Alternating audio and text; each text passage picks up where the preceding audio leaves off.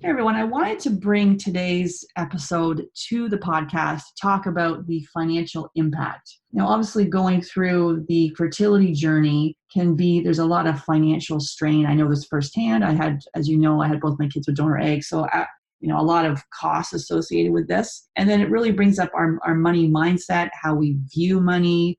Either we have a lot or we don't have enough. And then there's also the logistics of this, of actually having to raise a child is expensive enough, but then people going through the fertility journey have to then spend additional money to actually have the child. So that can cause issues in a relationship if you both have different views on money. Then also it can be hard when you're trying to invest in a program and there could be budget issues. So we really talk about some tips about how to manifest money, which might sound a little woo-woo, but there's some strategies to help to manifest money, and then also some tips for budgeting, how to have those tough conversations. And really, this could be the elephant in the room as we're going through the fertility journey, and something we don't necessarily want to talk about a lot. But so we talk about some different ways of how to navigate this and what to do about the financial impact during the fertility journey. So I hope you enjoyed this episode. Feel free to leave a review on iTunes. Hey there, I regularly speak with 5 to 10 couples per week who are struggling to have their baby. And although we want to help everyone, we only have 2 spots available per month to work with us. So the Supercharge Your Fertility Discovery call is for action takers and really people who are ready to move forward so they can finally have their baby. And if you're not ready and you wait, the risk is you'll need to wait 2 to 3 months for a spot to open up. So if you're seriously considering working with us, go to FabFertile, FabFertile.com, and click on book a free call. Then you'll be all booked in and ready to spend 30 minutes to give you the action plan to getting pregnant naturally. That's FabFertile, FabFertile.com, and click on book a free call. Being in the middle of fertility struggles, you really start to feel that scarcity because there seems like there's not enough. There's not enough money to go around, or sometimes even other people getting pregnant makes you feel like it's never going to happen for you. Welcome to Get Pregnant Naturally, where functional medicine and natural fertility solutions will help you get pregnant and have your baby. Hey everyone, I'm Sarah Clark, and my mission is to inspire, motivate, and empower you. And most of all, I want you to wake up. So with functional medicine, we can discover what causes infertility and eventually reverse the condition. Today, I'm welcoming Devon Baeza to the podcast, and we're digging into the financial impact during the fertility journey. Devon Baeza is the fertility finance coach. She combines her degree in finance, years of fertility treatments, and master life coach training to help women make, save, and manifest money to fund their future family fast. Visit her website at Devon Baeza, DevonBaeza.com. And before we jump into today's show, don't forget to hit the subscribe button on iTunes or wherever you're listening to this to make sure you never miss an episode. Hey, Devon, welcome to the podcast. Excited to have you on. Thanks, Sarah. I'm super excited to talk to you today. Yeah, awesome. So let's have you start off with that. If you can share with us how you came to work in this field and really do the work that you do. So it's definitely a long story. I'll give you the nutshell version.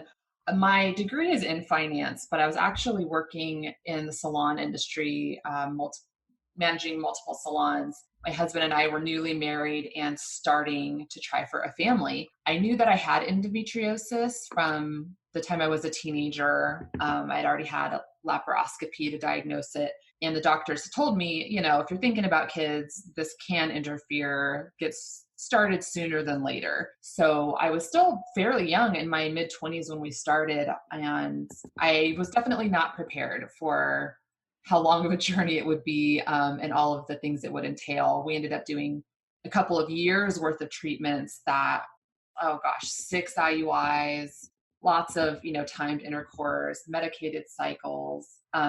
We had a couple of surgeries in there, a miscarriage. It was just an intense couple of years. And financially, it was so stressful, so difficult because we were not making good money. We were early in our careers. So we were definitely making less than 6 figures, and we had student loan debt. We had car payments, and we were not willing to go into more debt to finance the fertility treatments, but I was also dead set on finding a way to become a mother and affording these treatments no matter what. So we started really digging into personal finance and learning a lot of different tips and tricks that I certainly didn't learn in my years getting a finance degree. And we were eventually able to pay for about $30,000 worth of treatment cash, which ended up in an IVF. And we only had one little lonely embryo that they said didn't look good, but we did a fresh transfer and it worked.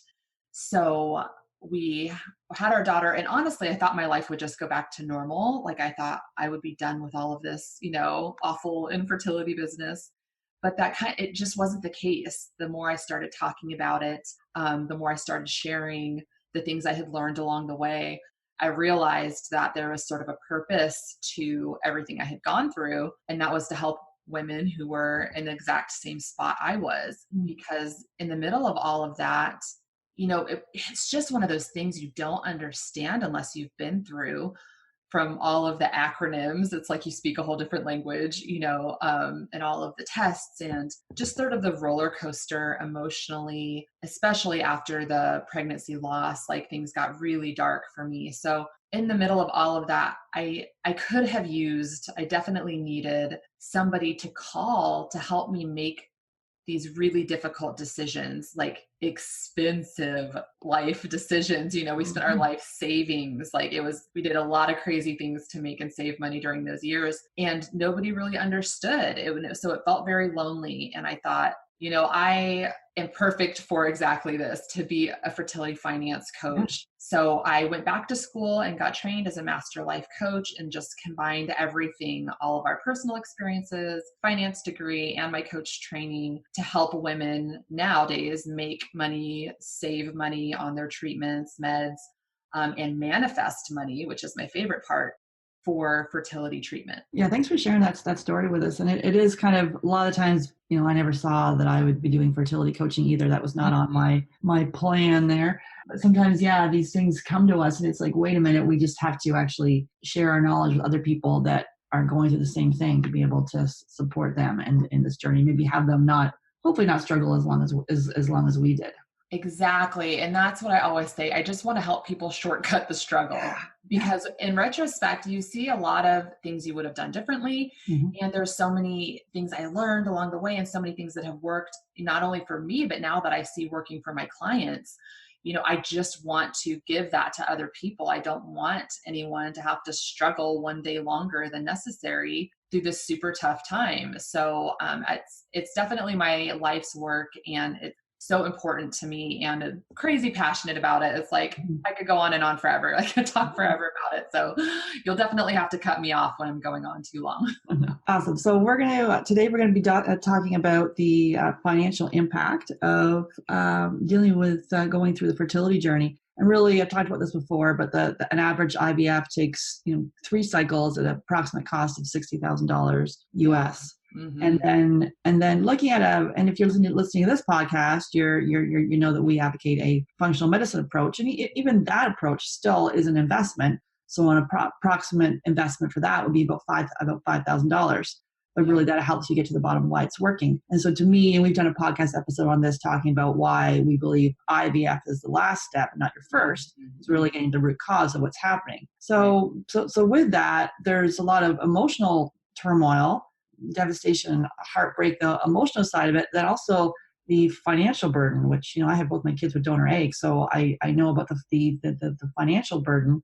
So a lot of couples go into debt for fertility treatments.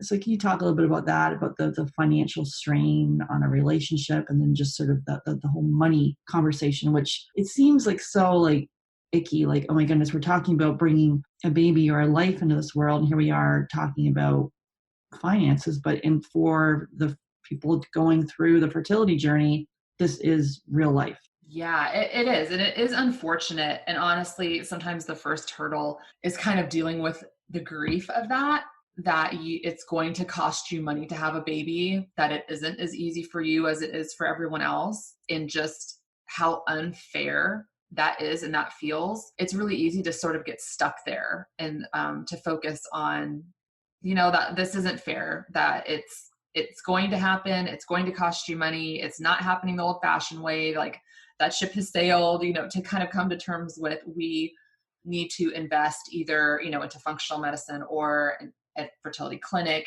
Just coming to terms with that can be a little bit of a grief process. But once you move through that and past that, it opens up a lot of hard conversations, because oftentimes you're dealing with couples who are fairly young, 20s, 30s, and this might be the first really difficult financial struggle that they faced, and the true sort of test of a marriage. So all of the things you're learning about each other and the different ways you deal with money, with the different feelings you have about debt, the different priorities you have in your life. All of this stuff comes to the surface very quickly, and it is really emotionally charged. You're not discussing whether or not you should buy a boat. Like, you're discussing your future family, you're discussing your children, these are things that, mean a lot to us. So especially when couples are not on the same page every step of the way, which is, common, it can cause a lot of turmoil and a lot of deeply hurt feelings. Yeah. So when couples are, for myself and my husband, I'm more like, okay, let's just find the money somehow and we'll make it happen. And he's more fiscally responsible, I guess. More like, wait, debt, what are we going to do? And I'm like, no, we're just going to do it. And, for us, we were both working, and probably similar to you, but we were able to come up with the cash. And this was 18 years ago. So, but it's all relative because inflation, but so it was $10,000 for us, but yeah, still it was significant. Beginning of our marriage, and the boat and the travel had to be put on hold as we did this, but we were obviously committed. But just the different philosophies of how people look at debt versus, I guess, the financial impact. So how, maybe you can dig into that a little bit more for us? So I think that it is a challenge, but it's also an opportunity. So when these things come to the surface, you might be a little bit surprised, wow, my husband is completely opposed to this, and I would have never guessed that. Or for us, it was sort of opposite. So I was really hyper-focused on the finances, and my husband was much more, right? Yeah, right. It's right up my alley. I couldn't help myself. But my husband was a little more laid back, and he was like, yeah, whatever, do what we got to do, which at times was frustrating in and of itself, because then I felt like I was the only one making the decisions, because he was so laid back, like, hey, whatever you want to do. I'm like, great, that doesn't help me make a decision. Yeah. And I feel like we are gambling with our life savings here. And it is terrifying. So I think that it can be a great opportunity to have tough conversations, but there needs to be some parameters in place. And I think that you have to be really careful about the assumptions you make, and I guess sort of suspend those and dig deeper into what your significant other is really trying to say. So it's very common for women to associate money with being taken care of. So if you are, of course, desperate for a baby, willing to do anything, you say, hey, we're going to invest in this coaching. I want to invest in this coaching program with Sarah, and everything that includes. And then you have your husband saying, well, we don't have that kind of money. That's not going to happen. Well, as a woman, you take that to mean a lot of things. You associate a lot of meanings with it. Like, he doesn't care about me. He doesn't care about my feelings. He doesn't care about our future family. You sort of read into it, and that is not healthy, and it's not helpful, because that might not be at all what your husband means or is trying to say. Like, he's not considering the emotional impact of it. He's saying, we literally don't have this in the bank right now. It's not an option. It's very black and white, cut and dry. And so I think that the first step is often suspending your hurt feelings and asking, what did you mean by that? So if you're saying, I want to do this, he's saying, we don't have the money, and you say, this really means a lot to me right now. I need to explain to you how much this means to me and why I want to do this and why we need to do this now, and be open to having more of a dialogue, to not shutting down, and to sort of suspend your assumptions and your judgment. What do they really mean by this? Because my experience is that most of my clients, when they take the time to sit down and dig deeper, they realize that their husband wants this just as much as they do, that is just as important to them, that they're just coming at it from a different angle. And that's okay, because it adds balance. If you have two people who are like super crazy spenders, they'll have really fun vacations in Tahiti, but they'll have no retirement. Like they're having a blast on Instagram, but their real lives they're broke. And then you'll see couples who are both super savers and like hoard every penny, and they, die millionaires, but they've been wearing the same pair of tennis shoes for 15 years and, never enjoyed nice things. So there's extremes on either end, but having one person be one way, another person be another way can actually be a really great and useful like system of checks and balances. It's not a bad thing. That's work for me, because I'm like, let's just do it. And he's like, wait a minute, Sarah, what are you thinking? And also, so we're kind of stereotyping here with a husband saying no. So it's actually when I'm coaching, and maybe you see this yourself, and it was also the case for yourself, that a lot of time it can be the female partner is like, oh my goodness, if I ask someone on a scale of 10, how do you feel about your finances? And the female is like, oh my goodness, a 1 or a 2. And the male partner or the partner is like, oh, I'm like 8 or 9. We're totally good. So it is like each person is no gender thing here. So each person will kind of deal with this differently. Right. But yeah, I'm seeing almost more that the women are more feeling a little more hesitant, like really kind of more worried about money. Right. Well, and that was for us too. So definitely just giving examples, but it's more based on personality type and also the meanings that you start attaching to money. So here's the biggest revelation, is that your money issues actually have nothing to do with money. It takes a while to come around to that sometimes. And that is half of the work I do with clients, is digging down to what is really going on. What does this money really symbolize for them? Because that is the underlying issue. And money problems are not solved with money. They're solved by addressing the underlying issues. And fertility it can either create its own money blocks, or it can exacerbate money blocks that were already there. And that is what I commonly see with my female clients, is that they are saying they're super stressed about the money. Like you said, they're feeling really terrible about the financial situation because they're attaching different meanings to the money that has nothing to do with money. Mm-hmm, mm-hmm. So before we get into that, let's dig a little bit into the different kind of how to fund treatments. And I think this is more in the fertility clinic, kind of if you're doing IUI or IVF, but also could be for a functional approach too. Mm-hmm. But typically more we see this in fertility clinic kind of thing. So there's like crowdfunding. Mm-hmm. Which I think that in itself gets people's back up. There's some issues people have with the crowdfunding. Insurance, obviously, I see people that actually have like a lot of insurance for IVF.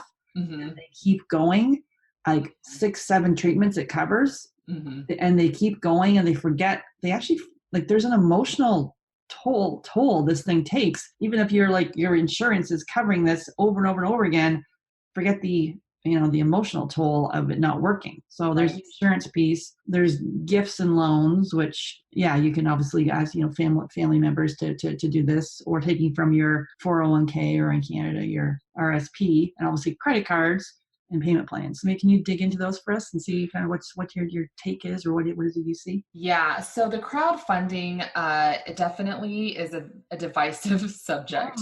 You'll have people who are completely for that and don't bat an eye at it, and people completely against it. What I would say to that, I have seen it be successful, mm-hmm. and I have seen people do interesting things with it. So it seems to me it goes over a little bit better when there is something in it for the people who are donating. So I've seen, there was one couple who it was like target practice, where you're going and shooting at the discs in the air. I forget whatever that's called. Oh, ski.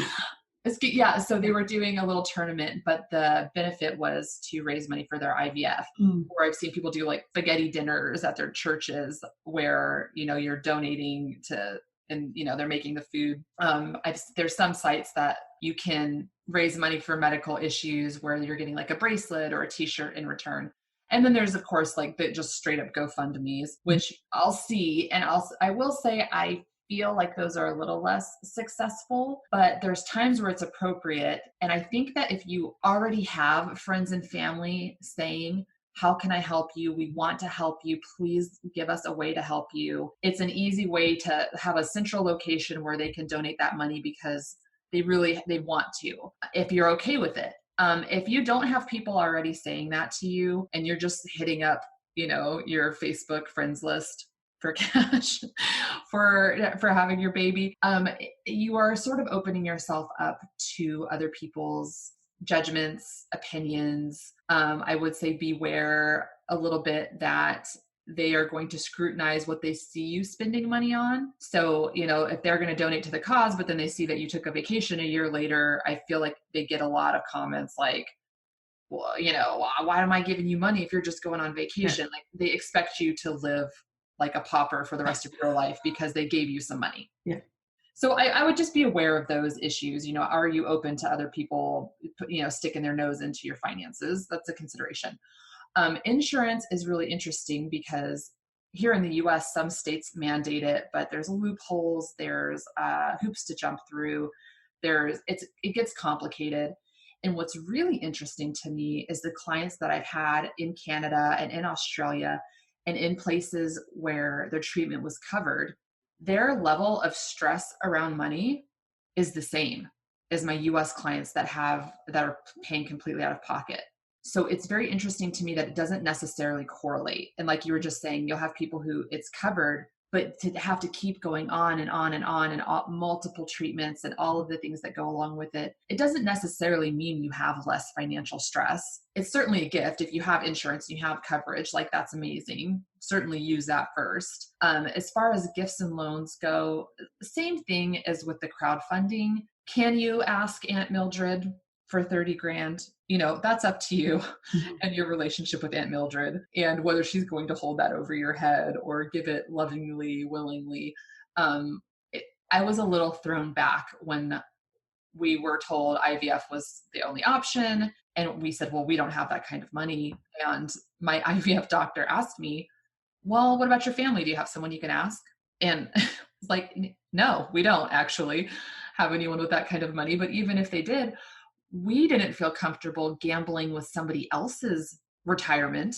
I didn't feel comfortable gambling with our own life savings. Mm-hmm. So that's an option for some, and it can work. Certainly parents want to be grandparents, and if they want to help and you're open to it, there's nothing wrong with that. Everybody's situation is very different. And to take out a loan, that's sort of all over the place. You can have medical loans through your clinic, which sometimes is much lower interest rates and a better way to go. I've seen people take out loans, home equity lines of credit, personal loans. There's a lot of different options there. Keep in mind, I would say that you're going to be paying more than even the initial cost, which can be ungodly in and of itself. And that I know for some clients, it's been painful to have those repayments for years after if the cycle failed. So to have that sort of monthly reminder paying for a baby that you didn't end up with is also painful. So there, I would consider the emotional ramifications of that too. Your 401k, I just got to say, being a finance specialist, please let that be the last thing you touch. You got to do what you got to do. And I'm not saying don't pull out of your 401k or is it called RSP in Canada? Yeah.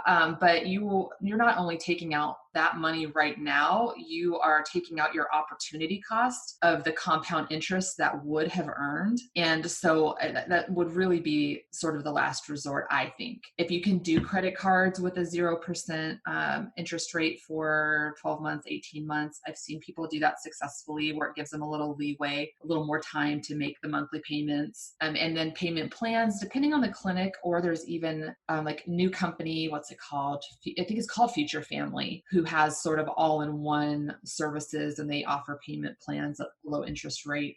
That's certainly an option. So I think that the overall message is that there is a way. if you are determined and you are set on this, don't let money be what stops you from motherhood.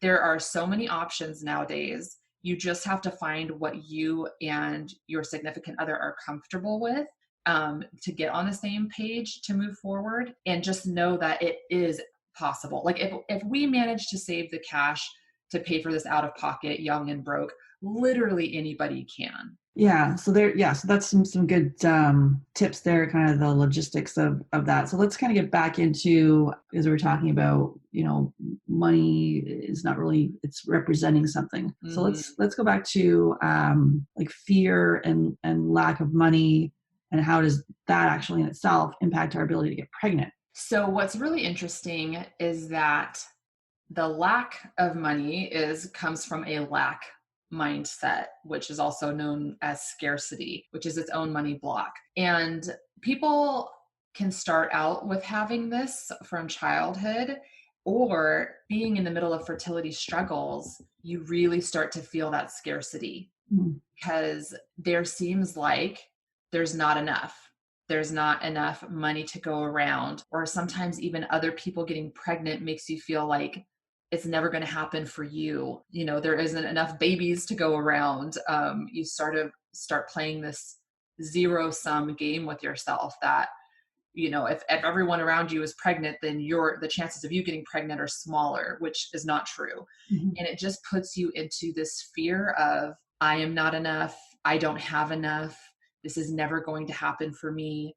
Your fears start speaking much louder than your intuition. And I think on a very literal physical level, the stress levels that induces is a problem. How that affects, your adrenals, and I'm sure you can speak much more on that than I would be able to, is an actual impact of it.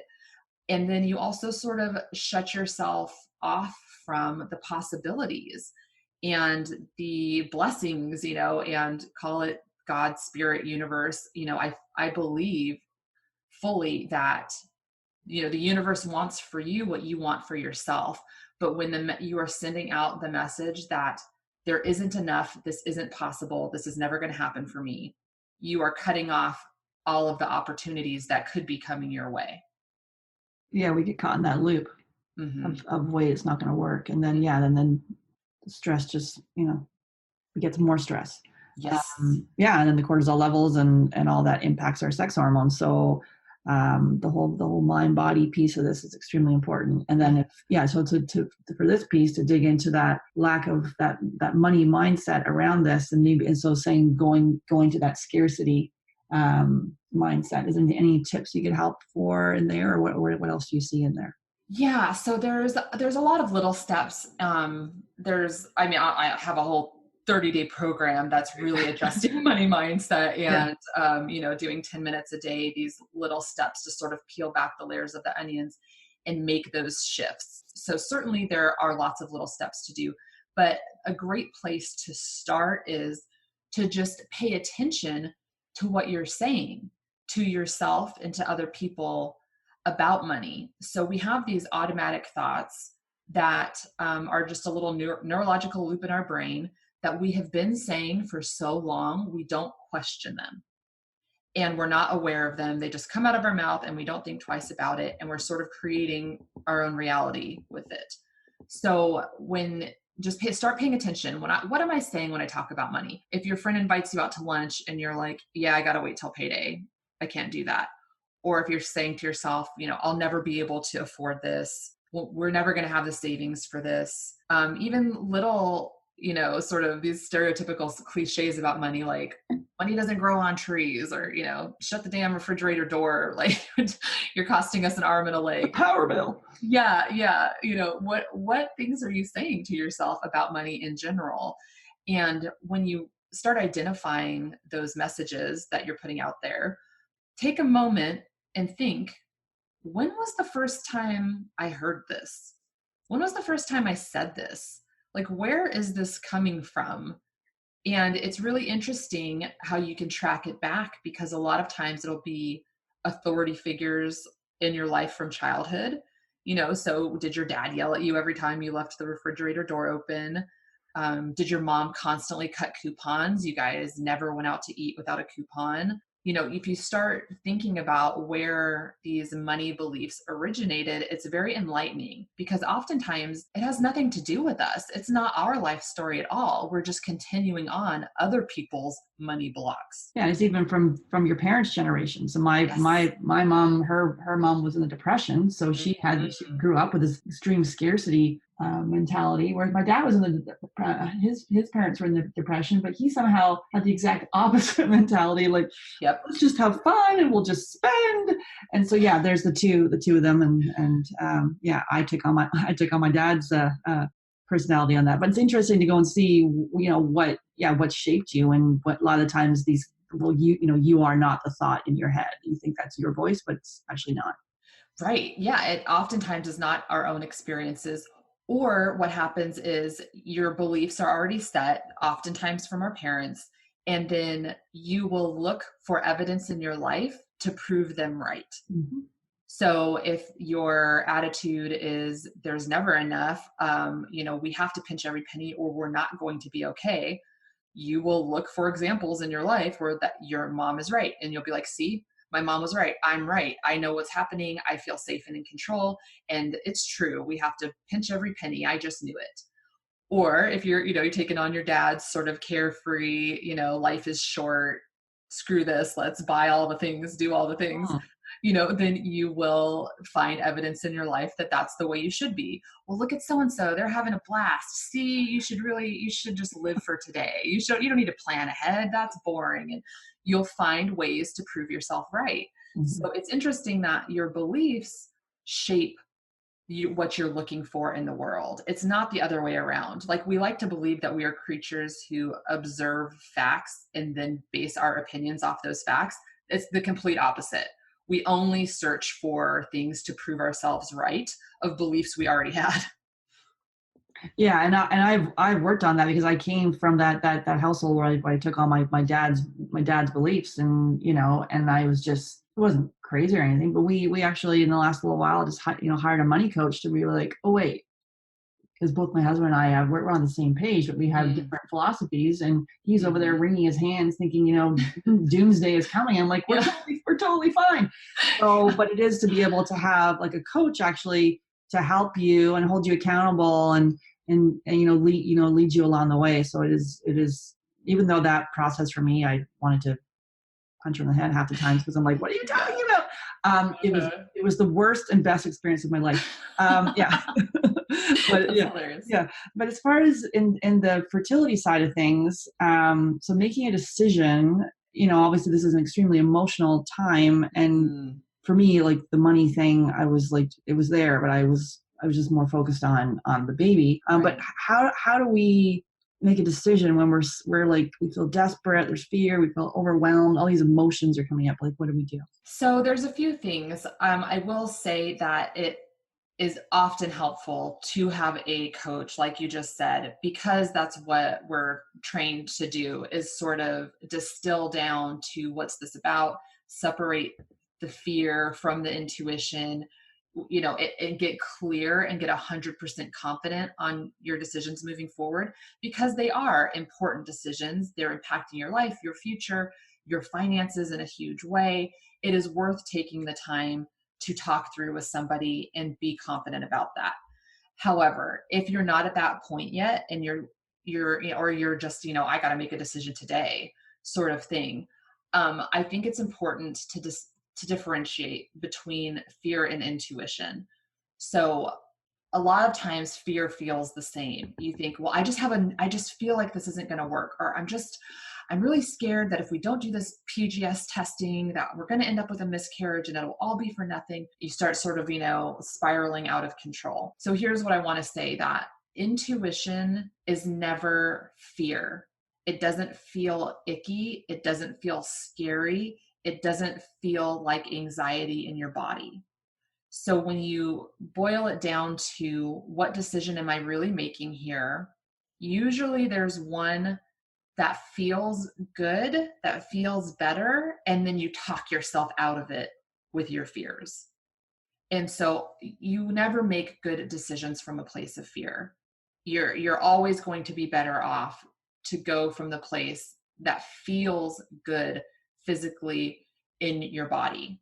I would also say that if you're making a decision and you disagree with your significant other, you guys aren't on the same page, a really easy way to gauge where you're at is to use a scale of 1 to 10. So if, oh gosh, one of the examples, we have 3 cars. Okay. It drives me nuts because there's only 2 drivers. Yeah. We don't need this 3rd car. It drives me nuts. My husband refuses to sell it. Okay. So that comes up all the time, but it also came up during the fertility struggles because I'm like, this is an easy way to sell and make a couple grand. And I wanted to do that because I was willing to do anything, and he did not want to do it. And so we would have these arguments and no resolution. And what it really comes down to is on a scale of 1 to 10, if I'm being honest with myself, how important is it to me for him to sell this stupid car? Okay, it's probably like a 5. I really think he should do it. I really hate spending money on this thing. It is paid for, but it just irritates me. It's like a 5. I'm not saying it's the only way we can make money. I just wanted to get rid of it. But for him, on a scale of 1 to 10, how important is it to keep this car? It's probably like an 8 or a 9. Like, he is in love with this thing. It means so much to him. He fantasizes about like new tires to put on it and like a new shifter, and like he just loves it. And his dad sold his little sporty car when he started a family and regretted it for the rest of his life. And so I'm sure my husband is thinking the same thing. I don't want to sell this. I'll regret it for the rest of my life. So it doesn't matter how important it is to me. If it's less than how important it is to him, then he wins that one. I'll let him have that one, and then the next time we'll have to reassess scale of 1 to 10. Who does it mean more to? Because you can't have your way every time, right? That's not the basis for a healthy relationship. There's going to be some compromise.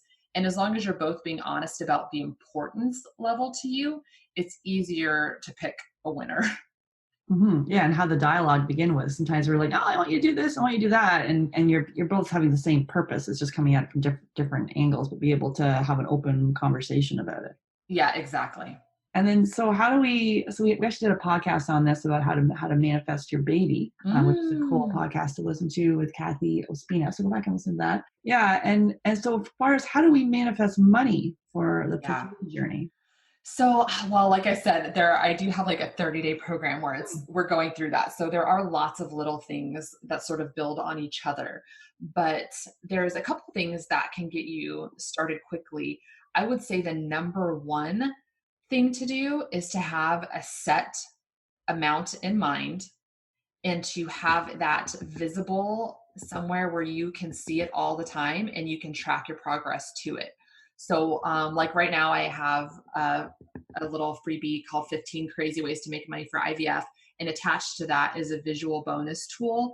So it's literally a pyramid that you put, for me, I put it on the fridge because I'm in and out all day of the fridge. But put it like on your bathroom mirror, put it somewhere where you're seeing it.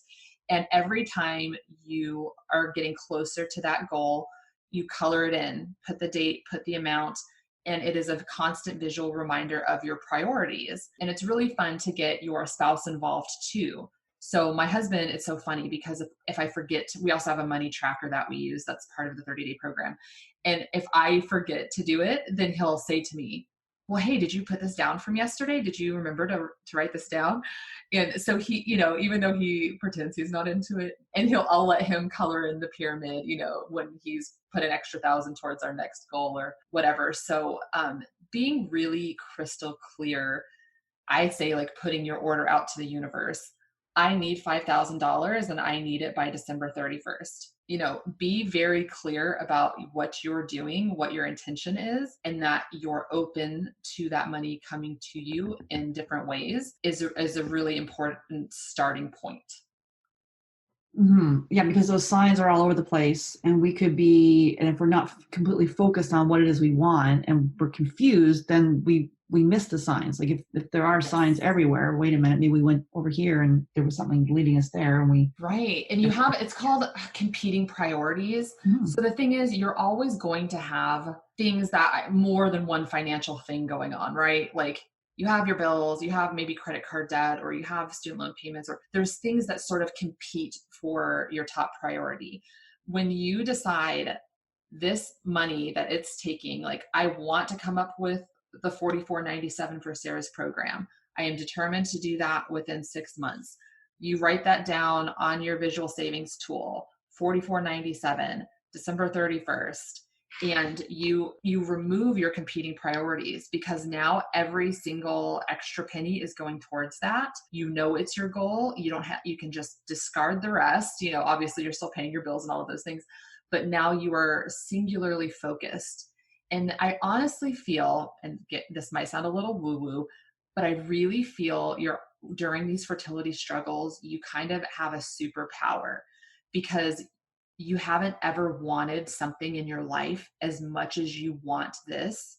And when you have that intense of a focus and obsession towards your goal, you will make amazing things happen. I really think that the universe meets you halfway. Like when you are that determined, you will start receiving help from completely unexpected areas. Yeah, because when I ask people on a scale of 1 to 10, how focused are you for having your baby, it is always a 10. It's a 10 plus, it's a 20. Like single-minded focus on this. And there's a lot of power. It really can't. I mean, it's hard, because it's sort of the flip side of the coin is sometimes you get stuck with obsession, and it starts to feel icky, and it starts to feel like it's consuming you. But the good half of that coin is turning all of that sort of anxious energy into a singular determined focus to make this happen. And you are unstoppable. I have never seen somebody who was determined to do the work, who was open to changing their mindset, who was focused solely on their goal, not eventually meet their goal. That's right. It happens every single time. So when that would be the first step. And then I would say the second step is to change what you're saying to yourself. So if you're saying things like, I'm going to have to win the lottery, to be able to afford this, that's not going to help. You have to change it to a question. So instead of a statement about, I can't afford this, change it to a question. How can I afford this? And all of a sudden your mind is now open to possibilities, and it's looking constantly, because it wants to close the loop and answer your question. So like, have you ever not been able to remember somebody's name and it drives you nuts? And you're like, God, what was that girl's name? I can't think of it. And then you'll like wake up in the middle of the night and you'll be like, oh my gosh, that was Jessica. Okay, so your subconscious is like going through all the files. It's going through all the information, even when you're not consciously thinking like, what is her name? It is still looking for answers for you. And so you got to put that power to use. So when you start asking questions like, where do I have money that I forgot about? Who can I ask that would be willing to invest in this? How can I make an extra grand this month? When you ask questions, you will start coming up with answers. Yeah, I listened to Gary Vaynerchuk, he's a digital marketing entrepreneur. He's super encouraging, and he's like, you know what? We all have maybe 2 to 3, maybe even $5,000 of crap in our house that we could sell. Oh yeah, think about it, like the stuff in our house that we no longer use, or we just want to like throw it in the junk. Someone else throw it in the garbage. Someone else can actually use it. So even looking around your own house, going, oh wait a minute, if I sold this or that, I could actually make some money and pay for what it is we want to buy. So yes, and I'm so glad you said that, because so that actually is one day of the challenge in the 30-day program I do, and it is super powerful, because not only it's not just the X amount of dollars you're getting, like the $20 for selling those shoes, or oh my gosh, like, so we use Mercari, and that is a super easy selling app online. I think it might only be here in the US. But it's interesting because it's not just the dollar amount that you're bringing in to save. It's the shift in momentum. Yeah. It's the quick win. So now you're like, you feel good, you feel empowered because you're making progress, you're doing it quickly, and you feel excited. And that's the thing. It's not, you can scrimp and save and, work tons of overtime, work yourself to the bone, and be miserable the whole time and come up with money. I'm not saying that that's not possible. I'm just saying it sucks. So if you can change your mindset and you can change your momentum to being excited about working towards your possibilities, to looking for every opportunity, that is when you really start seeing the universe show up and support you in unexpected ways. And it is so much more fun than, sitting at home refusing to go out all weekend. I can't spend any money. I remember getting mad at my husband for biggie sizing his fast food meal. He came home with a large drink and I was like, why did you do that? Why did you biggie size it? You're not even going to drink that. You don't even like Sprite. You're just going to throw it away. He was like, what does it matter? And I was furious. Lost your mind. Yeah. I mean, what was that? Like 89 cents difference, but it meant so much to me. And I was so hyper-focused. You were taking food out of our, future baby's mouth by biggie sizing your soda. Like, that is not a good place to be. So definitely getting those quick wins, coming up with some new ideas that get you excited about this journey you're about to take makes a huge difference. Yeah, so really changing from a statement, I can't afford it, how do we afford it? So looking more of a take action or solution focused. Mm-hmm. Anything else you wanted to say there about some? Well, I could go on all day. Yeah.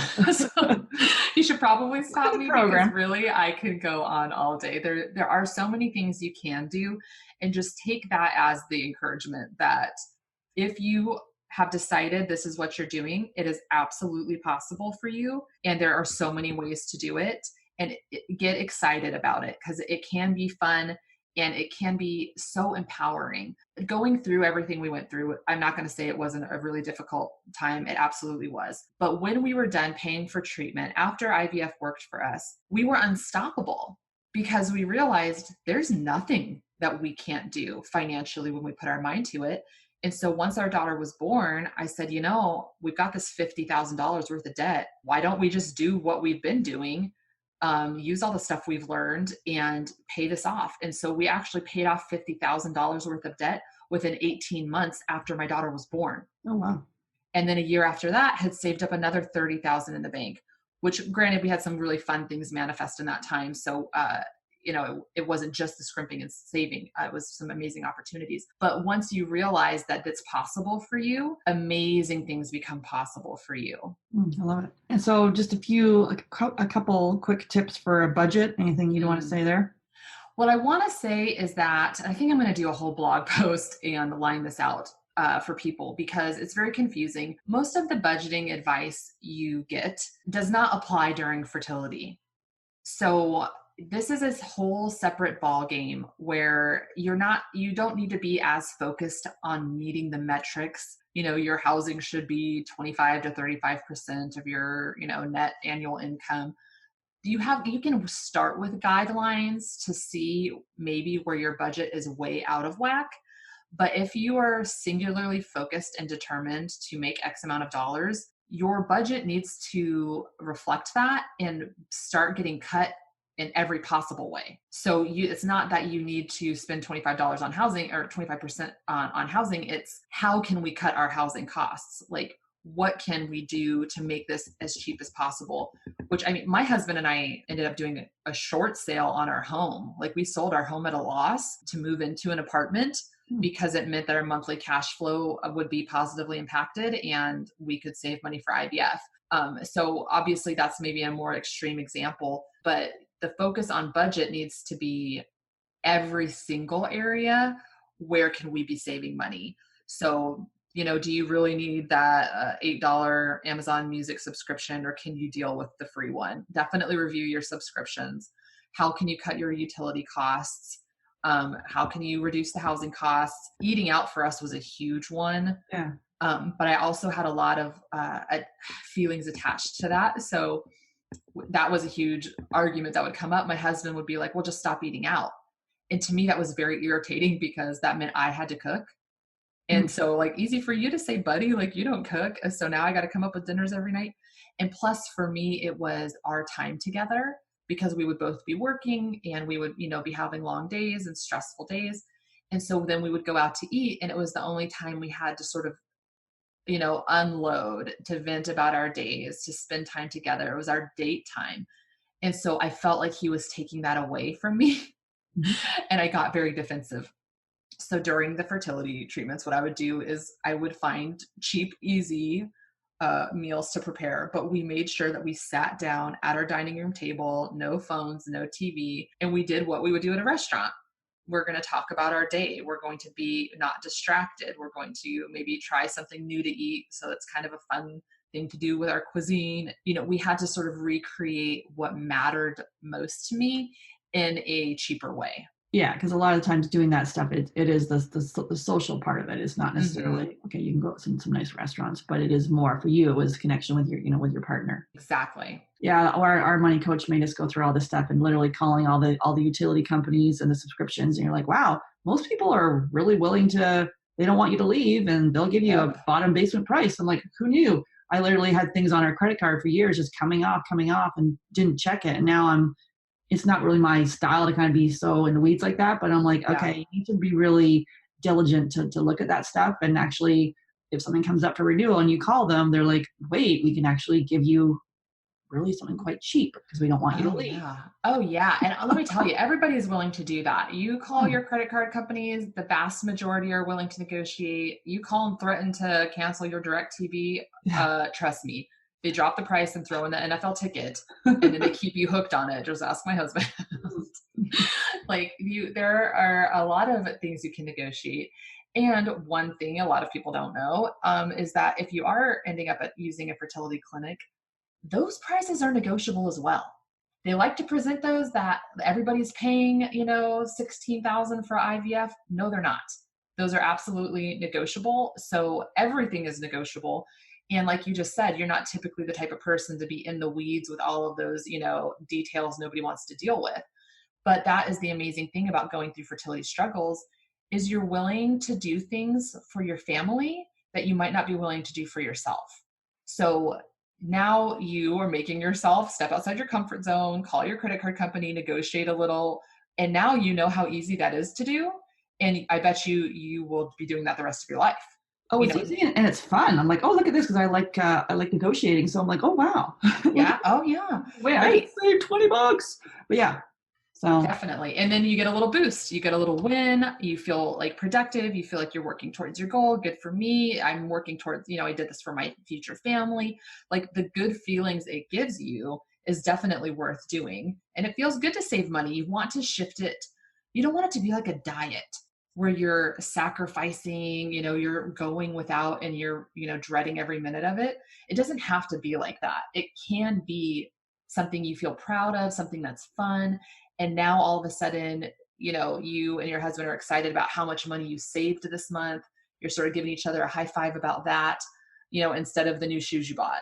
Like you can get those same good feelings from saving money towards your goal as you did from spending money before. how many pairs of Lululemons do you really need? It's funny because I have a few and I really only wear the same one pair all the time. Yeah, I have a spring pair and a winter pair. I'm like, why do I have all these other pairs? But yeah, it's interesting. So sell those. But yeah, it's I think it's really empowering to know there's things when you take action, because a lot of times that loop we're spinning and spiraling and thinking there's nothing we can do is ever going to work, but actually you take a few steps forward. I like that little pyramid idea, start to actually seeing things moving towards your goal. Yeah. And making steps every day, small steps, and every day amount to huge change. So that's really empowering.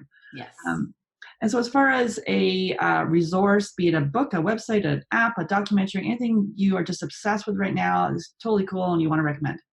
I think that the best books, especially for females, certainly males could do it too, but I really think that it speaks volumes to adjusting your money mindset and the issues we sometimes deal with as women when it comes to money is Jen Sincero's book, You Are a Badass at Making Money. And Denise Duffield Thomas, hers is called Get Rich Lucky Bitch. Yeah.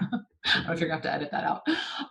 No. But both of those are really great starting points to sort of open your mind up to the possibilities and start making those shifts. I literally use some of the same practices they do in the books. I know that they work for clients. And so if you're just looking to sort of start your own journey and get familiar because it's a very foreign concept, those are great books to start with. So Denise Duffield Thomas, Get Rich Lucky Bitch. And the first one was You Are a Badass. And who's the author on that one? Jen Sincero. Jen or Jen? Yeah, Jen, yeah, Jen. Sincero, I think it's Sincero. Okay, great. And is there a success story you'd like to share with us? Oh gosh, I have a lot. From your own. Oh, you want from my own story or from one of my clients? No, I said apart from your own. Yours. Okay. Yeah. So I think the most fun one recently was a client who I had worked with one-on-one, and then she did the 30-day Fertile Money Mindset program. And she had these specific blocks that were coming up with her work, with her job in particular. And there was a very difficult employee that she kind of knew that she needed to fire, but there was a lot of personal things tied to it and wanting to help him. And it was some deep layers of what was going on. And I kept encouraging her, this is a money block here, not putting your needs first and taking care of everyone else instead of taking care of yourself. You're sending mixed messages saying that you're not a priority and that you're not willing to accept help or stand up for what you believe in. I really think you need to make some changes here. And so we coached through it, and it finally got to a point where it came to a head. And she did it. She got rid of him, and it was a great win in and of itself, just for her stress levels. But the funniest thing was, within the 30-day program, after she did that, out of nowhere, her boss found out that she was about to do another IVF cycle. They had already had 2 failed cycles this year, and he offered to pay for her IVF cycle. Oh, wow. As her bonus, so that she wouldn't pay taxes on it. He didn't care how much it cost. And I mean, here in the US, like you said, that's $20,000. Mm-hmm. So to have, out of nowhere, have somebody offer to pay for a whole cycle, I'm like, you are winning the manifesting gold sticker. Like, you're getting student of the month for this. But it was so funny to see in the direct correlation, between the money blocks at work being resolved, and then at work, here comes this amazing story of manifesting help from unexpected sources. So that one was super fun to see. I love it. And so you have got a free gift here for the listeners. So you talked about it a little bit, but it's the 15 ways to make money for IVF or for treatment. And they can go to Devon Baeza, and Devon, DEVON BAEZA.com. And I'll also have the link in the show notes. So what can they expect in that little? So I've done some weird things to make money over the years. I like to try crazy different things, because you'll see online people talk about, try this weird way to make money. And you think, are they scammers? Is this true? Has anyone done this? So I wanted to test out some of those weird ways to make money. So I decided to make a list of it. Of course, it's 15 crazy ways to make money for IVF, but certainly for any fertility struggles, this is applicable. And it's what we were talking about earlier, those quick, easy ways to find more money, to make money, that give you that small boost. It's money that you can literally put towards treatment, but it's also shifting your momentum and your attitude and excitement about it. So I wanted just easy ways that I knew worked because I have done them myself, or people that I know and trust personally have done. I just wanted to compile a list of it. So there's that freebie. It's just a free e-guide. And then attached to it is the #1 visual tool. So like I was saying, to print that out, have it someplace where you see it every day, and start tracking towards your specific money goal, which is powerful for a few reasons. It gets rid of your competing priorities. It reminds you where you're at. You're seeing your progress, and you're putting out the message to the universe. There's power in writing something down. And when you write down a date and a time, and you're determined to make it happen, you'll make it happen. Awesome. Love it. Well, thanks so much for coming on the podcast, sharing your words of wisdom. This topic can be a little taboo, but I think it's really important to actually address it head on, because it's like the elephant in the room, and especially going through the fertility journey, to really have an honest conversation about this. And thanks again for coming on. Thank you so much for having me. It was so fun. I really appreciate it. I don't know whether you've heard, but I'm offering some spaces in my calendar for Supercharge Your Fertility Discovery Calls. So this call is for you if you're ready to get pregnant naturally or improve your chances at the fertility clinic. We take a functional approach to fertility. It's the future of conventional medicine. So there's a reason that so many medical professionals who are trying to conceive work with us. The approach is rooted in science. So the call is for both you and your partner. Go to FabFertile, FabFertile.com and click on book a free call. Then you'll be booked in and ready to spend 30 of the most valuable minutes ever on your fertility. So that's FabFertile, FabFertile.com, and click on the link to book a free call.